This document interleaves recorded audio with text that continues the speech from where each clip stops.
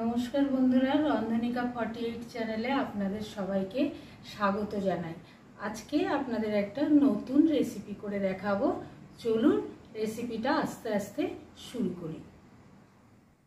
আজকে আপনাদেরকে করে দেখাবো ডিম দিয়ে মোচা ভাজা। এইভাবে মোচা ভাজা আপনারা করে যদি না থাকেন একবার করে খেয়ে দেখবেন। সময়ও খুব কম লাগে আর খুব তাড়াতাড়ি হয়ে যায়, খেতেও খুব টেস্টি হয়। আগে মোচাটা আপনাদেরকে দেখিয়ে দিলাম, তারপর কিছুটা ছাড়িয়ে নিয়েছি। ওপরে যে ফুলগুলো থাকে সেই ফুলগুলো এইভাবে ছাড়িয়ে নিয়েছি। আর এইবার কিভাবে মোচাটা কাটবো আর কী করে ছাড়ালাম সেটা দেখিয়ে দিচ্ছি। এইভাবে ফুলটাকে আস্তে আস্তে ছাড়িয়ে নিলাম। ভেতরে একটা মোটা শিট থাকে, এই শিটটা অবশ্যই ফেলতে হবে। আর এই রকম একটা পাপড়ি থাকে, সেই পাপড়িটা অবশ্যই ফেলতে হবে, না হলে মোচা খেতে একদম ভালো লাগবে না। সবার ফার্স্টে হাতে অবশ্যই আপনারা সর্ষের তেল লাগিয়ে নেবেন, নিয়ে তারপরে মোচাটা প্রথমে ফুলগুলো ছাড়িয়ে নেবেন, তারপর এইভাবে মোটা শিটটা ছাড়িয়ে নিতে হবে। এইভাবে সব মোচার ফুলগুলো থেকে শিরগুলো ছাড়িয়ে নিলাম। তারপর আস্তে আস্তে এইভাবে সাজিয়ে নেবেন, তবে কাটতে খুব সুবিধা হবে। তারপর চাকুতে করে এইভাবে ছোট ছোট করে কেটে নেবেন। এইভাবে মোচাটা কাটলে খুব সুন্দর কাটা হয় আর তাড়াতাড়িও কাটা হয়ে যায়। সেই জন্য আপনাদেরকে এইভাবে দেখিয়ে দিলাম। আপনারা অনেকেই বাড়িতে মোচা কাটেন, কিন্তু যারা নতুন তারা তো জানে না, তাদের জন্য এটা দেখিয়ে দিলাম। এইভাবে সব মোচাটা কেটে নিয়ে জলে চুবিয়ে রেখে দিয়েছিলাম। আধা ঘন্টা জলে চুবিয়ে রাখার পর গ্যাস ওভেনে কুকার চাপিয়ে তার ভেতরে জল দিয়ে দিলাম। জল দিয়ে লবণ দেবো। লবণ দেওয়া হয়ে গেলে হলুদ দিয়ে দেবো। হলুদ দিয়ে তার ভেতরে আগের থেকে যেই মোচাটা কেটে জলে ভিজিয়ে রেখেছিলাম সেই মোচাটা কুকারের ভেতর দিয়ে দেবো। আপনাদের কাছে অনুরোধ রইল, পুরো রেসিপিটা দেখবেন, কেটে কেটে দেখবেন না, তাহলে অনেক কিছু মিস করে যাবেন। এইবার দেওয়া হয়ে গেলে ঢাকাটা লাগিয়ে একটা সিটি মেরে নেব।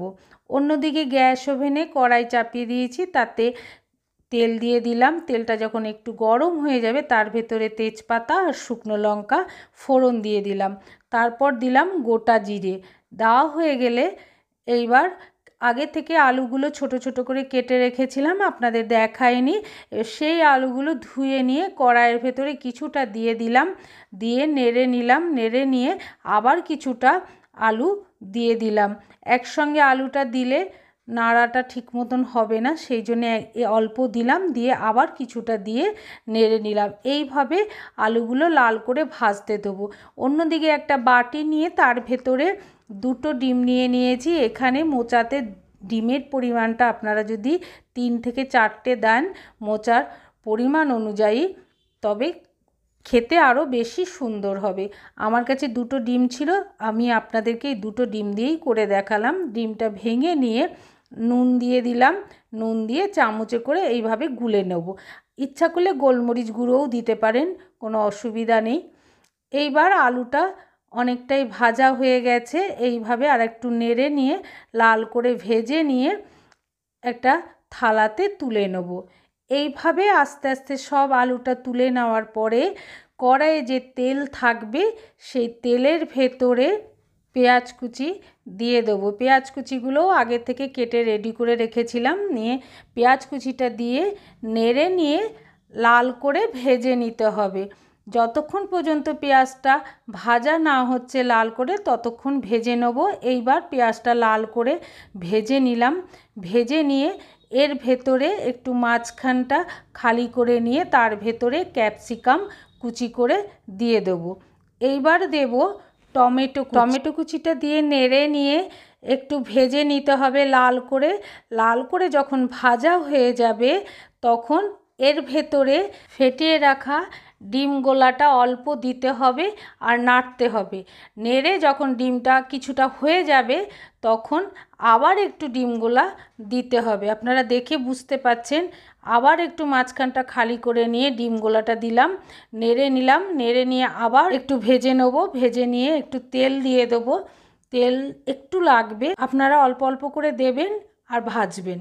নিয়ে আবার একটু ডিম দিয়ে দেবো। এইভাবে বাটিতে যতটা ডিম গোলা ছিল সবটা দিয়ে দিলাম, দিয়ে আবার নেড়ে নিয়ে ভেজে নিলাম। আপনারা ইচ্ছা করলে এখানে 3টে কিংবা 4টে ডিম দিয়ে করলে আরও বেশি ভালো হবে। আমার কাছে ডিম কম ছিল, সেই জন্যে আমি ডিম 2টো দিয়ে দেখালাম। এইভাবে ডিমটা দেবেন আর ভাজবেন। ভেজে নিয়ে একটা বাটিতে তুলে রেখে দিলাম। অন্যদিকে একটা কড়াই নিয়ে তাতে তেল দিয়ে দিয়েছি। তেলটা অল্প একটু গরম হয়ে গেলে তার ভেতরে হলুদ দিয়ে দিতে হবে, আর তার আগে দেবো কাশ্মীরি লঙ্কার গুঁড়ো, দিয়ে নেড়ে নিতে হবে। নেড়ে নিয়ে পেস্ট করে রেখেছিলাম পেঁয়াজ, আদা, রসুন, সেই পেস্টটা তেলের ভেতর দিয়ে দেবো। দিয়ে নেড়ে নিতে হবে। নেড়ে নিয়ে জিরে গুঁড়ো আর ধনে গুঁড়ো ভিজিয়ে রেখেছিলাম সেটাও দিয়ে দেবো। দিয়ে নাড়তে হবে যতক্ষণ পর্যন্ত তেল না ছাড়ছে আর মশলার গন্ধটা না যাচ্ছে, ততক্ষণ ভেজে নিতে হবে। এইভাবে যখন তেল ছেড়ে যাবে আর মশলার গন্ধ যখন চলে যাবে, তখন ভেজে রাখা আলুগুলো কড়াইয়ের ভেতর দিয়ে দিতে হবে। দিয়ে নেড়ে নিয়ে আলুর সঙ্গে মশলাটা মিশিয়ে নিতে হবে। মশলাটা মিশিয়ে নেব আর মিডিয়াম টু লো ফ্লেমে আস্তে আস্তে ভাজবো। ভাজতে দিয়ে দেবো। আর অন্যদিকে কুকার থেকে মোচাটা বের করে নিয়ে জল ঝরিয়ে রেখেছিলাম। অনেকটাই ভাজা হয়ে গেছে, তার ভেতরে স্বাদ অনুসারে লবণ দিয়ে দিলাম। লবণ দিয়ে নেড়ে নিলাম। নেড়ে নিয়ে তার ভেতরে সেদ্ধ করা মোচাগুলো দিয়ে দেবো। আপনাদের আগেই বলে রাখি, এই রেসিপিটাতে আমি কিন্তু কোনো জল দেব না, যেহেতু এটা ডিম দিয়ে ভাজা হবে, সেই জন্যে সেদ্ধ করে জলটা ঝরিয়ে নিয়ে আলুর ভেতরে দিয়ে দিলাম। দিয়ে এইভাবে আস্তে আস্তে মেশাতে হবে আর ভাজতে হবে। এইভাবে কিছুক্ষণ ভেজে নেব। ভেজে নেওয়ার পরে একটু চিনি দিয়ে দেবো। চিনি দিয়ে নেড়ে নিয়ে একটু ভেজে নেব। ভাজা হয়ে গেলে আগে থেকে ভেজে রাখা ডিম ভাজাটা সেটা মোচার ভেতরে দিয়ে দেবো। এখানে মোচার পরিমাণ অনুযায়ী অনেকটাই কম হয়ে গেছে ডিমটা, আপনারা আর একটু বাড়িয়ে দেবেন। এইভাবে ভেজে নেব ডিমটা দিয়ে নামানোর আগে 2 চামচ ঘি দিয়ে নামিয়ে নেব। ঘিটা দিয়ে নেড়ে নিলাম।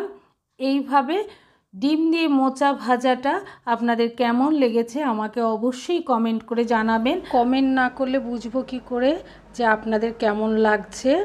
আর ভালো লাগলে বাড়ির সবাইকে তৈরি করে অবশ্যই একবার খাওয়াবেন। এই রেসিপিটা যদি ভালো লেগে থাকে তবে অনেক অনেক শেয়ার করবেন আর সাবস্ক্রাইব করে নোটিফিকেশানটা অন করে রাখবেন, যাতে আমার পরের রেসিপিগুলো আপনারা দেখতে পান।